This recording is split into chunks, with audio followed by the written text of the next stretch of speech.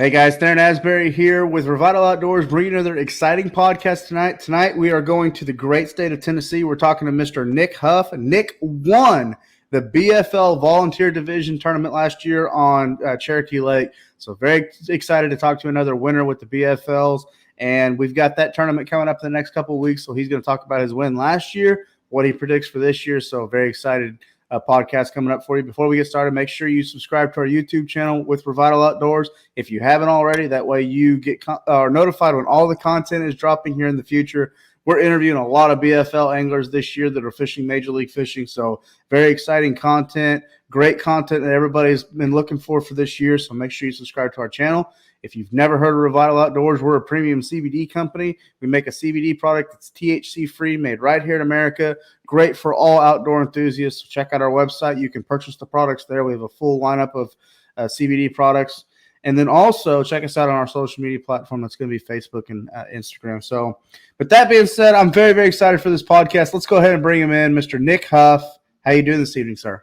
Doing good, buddy. How about you? Doing good, doing good. Well, man, let's just get right into it. So you won the tournament last year. I checked out your Facebook, looked your profile up on Major League Fishing. You've got a lot of great history in Cherokee Lake and the lakes around there. So, man, what clicked last year?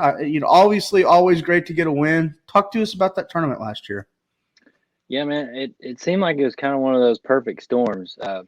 Cherokee can kind of set up, this time of year it can be really deep fishing. You can be dropping on them, which to be honest, I'm not that great at. I try, but nothing spectacular. Or, if the water temperature kind of warms up a little bit, those fish start moving shallow. I'm a little bit better at doing that. And that seemed like it kind of was the perfect storm last year. So that's kind of the way I went last year, was just running shallow stuff and knocking a few out that way. Okay. Did you think the fish were still in their winter pattern, but they were just up shallow? Were they running pre-spawn, chasing bait? What do you think they were doing?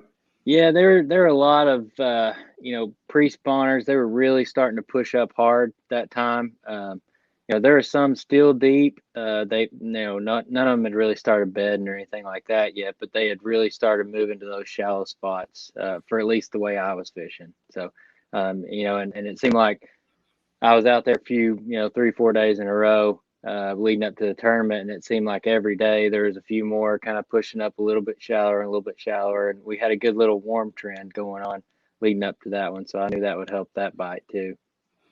Absolutely. So let's talk about Cherokee Lake a little bit. So, you talked a little bit about how you won your tournament last year fishing shallow. I know that Cherokee Lake has predominantly smallmouth in it, but it does have largemouth as well. That always factors no matter where you go in the country. The largemouth always going to factor. And Cherokee Lake seems to be full of a lot of rock. So how did those two things factor into your tournament last year? Yeah, I focused a lot on kind of shallow boulder type stuff last year. It seems like, I know in the spawn, when they're really spawning down here, they kind of spawn in the cracks of these big boulders. So I knew that was kind of the areas that they wouldn't be spawning in those, but they would be pushing, getting closer and closer towards those, or kind of staying around those areas. So that's kind of the way I just focused. And some of the days of practice, I just kind of went around and found some spots and just marked, and might have made 1 or 2 casts and then got out of there, just because I knew it kind of set up pretty similar to the way I wanted to fish. So you talk about fishing boulders. Is it boulder upon boulder, you're just fishing the cracks, or maybe were you fishing boulders that transitioned into pea gravel? Where you talk about that kind of transition crack, or can you break that down a little bit more for us? A lot of it is, and when I say boulders, I mean like Cherokee's known for some big, like almost like the size of cars, like just big boulders one after the other. And in the middle of these, in between these boulders, you've got either, it could be some pea gravel, it could be some mud, and they'll just kind of nestle down in that stuff and kind of use the boulder as kind of like a guard around their nest and stuff. So that's kind of just what I was looking for in that type. And obviously when you can find different type of rock, big boulders leading into pea gravel, or, rocks about the size of basketballs, any kind of, we can find 2 or 3 different type of rock in an area, it's usually a little better too. Absolutely. So, the first thing that comes to mind when you're talking about, before we get there, were you catching smallmouth or largemouth? In that tournament, I think of the 5 I weighed in, I had 3 largemouth and 2 smallmouth. So the areas that I was kind of concentrating on, it wasn't like, well, this is a largemouth area and this is a smallmouth area. It's just you throw it out there and whatever bites, you put it in the live well. So you just kind of get what you get. Well, how many keepers did you catch throughout the day last year? I think I caught about 11 or 12 maybe. And my co-angler caught 3 or 4 as well. So we seem to be, at least getting some bites, and that's definitely what you want to get when you're in, like a BFL. You want to be around some fish. I was going to say it definitely shows that you were around the fish. Yeah. Okay. Well, what I was going to say, when you're talking about very big chunk rock boulders, fishing the cracks, the first thing that comes to my mind is either cranking with a crawl style crankbait or throwing a jig. Relating to those crawfish. I know Cherokee Lake. I've never been there, but I've heard that it's got a great population of crawfish. Is that kind of what you were doing in your game plan, or? Yeah, I did a lot of cranking in practice. That's Cherokee really sets up, like you're saying, if you like shallow cranking, Cherokee's the lake for you, especially that time of year. It just seemed like you could catch some fish cranking for me. And this is just me, I heard some other guys were catching some big ones, but I couldn't get a big bite doing that. So, I caught a few keepers doing that day, but the majority came on a jerk bait and an A-rig. So I just kind of, went between those 3 baits just to try to get a limit, and then, kept an A-rig and a jerk bait in my hand the rest of the day. Okay. Did you happen to catch your smallmouth on a A-rig? Yep. I caught, I think, 1 of the smallmouth and 2 of the largemouth on an A-rig, and then I caught the other largemouth and the other smallmouth on a jerk bait that I weighed in. So. Okay. Well, I'm just kind of curious. I've never actually, read or experienced anybody that's fished for smallmouth with an A-rig. I know it can be done. I know it happens a lot. I mean, it's kind of a stupid thing to say that they won't touch an A-rig. They're very defensive fish. They're going to eat bait. So that being said, do you throw the same setup, regular Alabama rig with a 3.8 to a 4-inch swim bait for the smallmouth, or do you have to variate your Alabama rig at all to directly relate to the smallmouth? It seems like really on Cherokee, there's kind of sections of the lake where there's a bigger population of smallmouth versus a bigger population of largemouth. So it really didn't seem like you had to vary much at all. Just you kind of vary your retrieve a little bit. So like with the smallmouth stuff, I would kind of slow down my retrieve a little bit, let it kind of really drag down in the bottom. Whereas the largemouth, I tended to just kind of burn it a little bit, maybe pause it, just kind of get a reaction bite out of that. So. Okay. Well, in terms of, we went over a lot of your tournament last year, and again, congratulations, walked away the winner. But in terms of relating last year to this year, you think it's going to set up the same? Are the fish going to be positioned the same, doing the same kind of pattern? I know you guys have gotten a lot of snow recently, a lot of weather, so that might bring that water level up, dirty it up a little bit. What's your predictions for this year's tournament?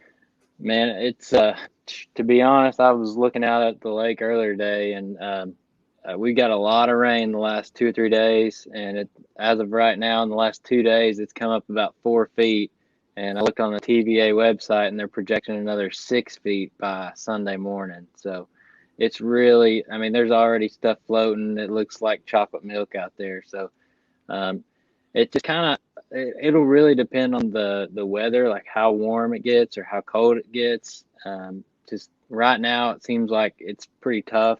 The majority of the fish are still kind of out deep doing that stuff. So, if we get a good warm trend in the next 2 weeks and it kind of stays that way, I could see some pushing shallow, but I'm not gonna bank on it being just like last year. As selfishly as I am, I wish it would stay like last year, but I think every tournament's kind of different, so you just kind of have to roll with it and go with what the weather gives you. When you're talking about it muddies up, it's going to get chocolate milk. It's full of floaters. The fish are probably going to be deep. Man, how in the hell do you fish deep when the water conditions are like that? You got to try to find the cleanest water you possibly can, and that's it's kind of Cherokee's well known for the dam side of the lake. That what we call going down. It's a lot cleaner that way versus mid lake and even up the river. Like a lot of times it'll start cleaning up a little bit 3/4 of the way towards the dam. So I would, if it stays dirty like this, I'd say, probably 70% of the guys in that tournament would stay closer to the dam. It just gets really tough down here when it's real muddy like that. It's so funny you say that because, we look at tournaments. Obviously, being tournament anglers, we're always researching what other guys are doing.